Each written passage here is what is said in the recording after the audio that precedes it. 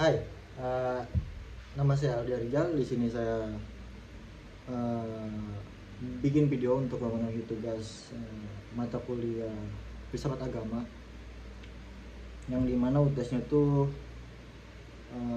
membuat video tentang pertanyaan-pertanyaan yang sudah diberikan. Perkenalkan dulu, nama saya Aldi Rizal, NIM saya 221310022. Hobi saya berolahraga, khususnya ya di futsal, badminton, segala macam. Ya itu hobi untuk untuk mengisi waktu luang. Langsung saja ke pertanyaan pertama, yaitu pertanyaan pertama.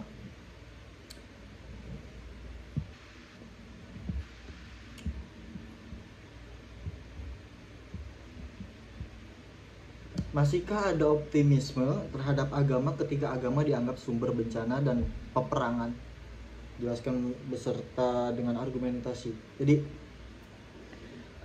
di sini saya lumayan mengikuti tentang dilema-dilema atau dilema kompleks yang terjadi terhadap agama. Dalam konteks ini tuh bencana dan konflik ya, yang dimana kita banyak mengaitkan agama itu membawa bencana, peperangan, segala macam dan lain-lain. Di situ kita bisa melihat banyak sekali tragedi sekarang atau bencana sekarang yang diisukan berkaitan dengan agama, khususnya yang sekarang tuh terjadi di Timur Tengah antara Palestina dan Israel dan dan yang terbaru yaitu Iran dan Israel. Kalau kita ngomong konteksnya optimisme, konteksnya itu terhadap agama, apakah agama itu dianggap sebagai bencana, sumber bencana? Tentu tidak. Yang dimana agama ini hanya menjadi kambing hitam untuk suatu kelompok atau suatu organisasi, kita sebut, untuk keinginannya itu tercapai. Jadi saya berpendapat bahwasanya agama ini hanya menjadi kambing hitam yang diperbuat oleh oknum atau organisasi tersebut. Dan dimana agama ini kan sebenarnya rahmatan lil alamin gitu, membawa keberkahan, membawa keselamatan bagi seluruh umat, agama manapun gitu, mau Islam, mau Kristen, Hindu, Buddha sih macam. Terus tapi kok banyak peperangan yang terjadi sekarang itu dikaitkan dengan agama. Yang saya jelaskan tadi bahwasanya ini tuh hanya sebagai kepentingan pribadi atau kepentingan individu atau kepentingan kelompoknya masing-masing, yang dimana mengaitkan agama untuk keinginannya itu tercapai gitu. Terus pertanyaan kedua, apa yang Anda pahami dengan filsafat agama? Jadi filsafat agama itu cabang filsafat yang mempelajari aspek-aspek filosofis dari agama, termasuknya konsep-konsep ketuhanan atau kekuatan transender, etika agama, makna hidup, dan hubungan antara agama-agama dan dunia material. Filsafat agama itu tidak hanya mencoba untuk memahami agama secara empiris saja, tapi juga secara rasional dan analitis gitu. Yang dimana kajian filsafat agama ini yang membahas tentang Tuhanan, eksistensi Tuhan, makna agama, etika agama, agama dan pengetahuan, dan lain-lain sebagainya.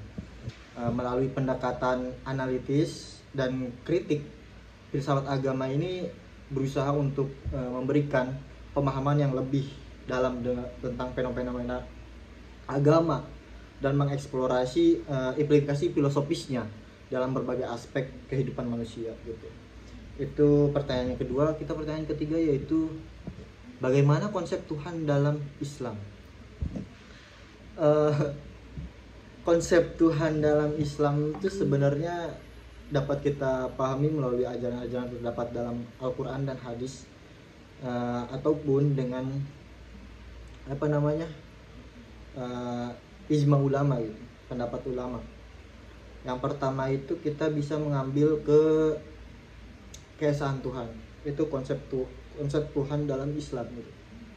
Keesaan Tuhan atau kita sebut sekarang itu tauhid. Konsep utama Islam yaitu tauhid. Tauhid itu adalah yang mengandung apa ya? Ide keesaan Tuhan gitu. Jadi Tuhan itu cuma satu gitu. Tauhid itu menekankan bahwa Allah itu adalah satu-satunya yang tidak memiliki sekutu, ataupun dia itu kalau di dalam Al-Quran itu tidak beranak dan diperanakan gitu. Yang dimana dalam surat Al-Ikhlas itu ada qul huwallahu ahad Allahu samad gitu. Yaitu Tuhan selain Allah yang menyatakan bahwa Allah itu adalah yang Maha Esa. Terus ada lagi kalau misalkan dalam konsep Islam itu ada lagi yang namanya nama-nama sifat-sifat Allah, bukan namanya, sifat-sifat Allah dan lain sebagainya. Terus di dalam Islam ini konsep ketuhanannya sangat jelas, sangat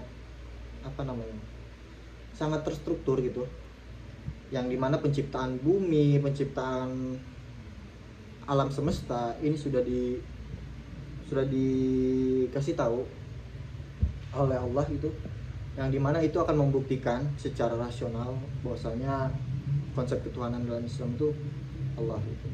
Konsep Tuhan dalam Islam itu mencakup sifat-sifatnya yang memuliakannya sebagai pencipta dan penguasa alam semesta, sementara juga menekankan bahwa hubungan yang intim antara manusia dan Tuhannya itu melalui ketaatan, ibadah, dan pengabdian gitu. Ini adalah pandangan yang mendalam dan holistik tentang Tuhan, yang membimbing praktek dan pemahaman umat Islam dalam kehidupan sehari-hari gitu sih. Terima kasih untuk waktunya. Mohon maaf apabila ada kekurangan gitu dari saya, walaupun itu sedikit pengucapan yang amburadul. Terima kasih. Wabillahi taufiq wal hidayah. Wassalamualaikum warahmatullahi wabarakatuh.